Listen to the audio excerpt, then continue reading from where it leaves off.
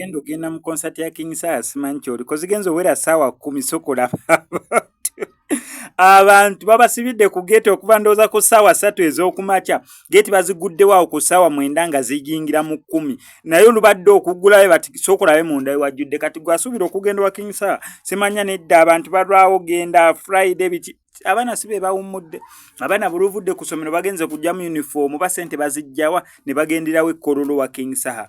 King Sir yengo omuntu yamaze dotuuka ekkololo sibi omukolo gugwe kuva eggulu wedda waali ekkololo n'olwaleero ndooza video mbulaba yatuusedde ekkololo security meeting ziringanga security meeting briefing ziringa briefing wagamba Chris Jao bodyguard omanyi kwa nenu wewe wati njagala waberewe wati nenu sagala yofujjo nenu wenti sagala yofujjo kwegamba kasajja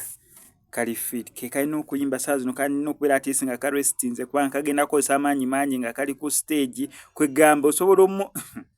King Sir gekyolina okumanya kololo wadde waliwo ensonga zineyo nazino simanya ate zineyo nazino ate simanya oli ate gundi yafaana maama ate gundi simanya abantu gye bali kololo olaba ziri ssaawa 10 ziri 11 nga waliwo watu that means zinagenda okuwera nkijjukire kivulu bakiditamininga sina bayimbi kubanga kati abayimbi bagenda tani ko performing already ng'obudde buzibye ng'ennamba already obeera wagirabyedde emisana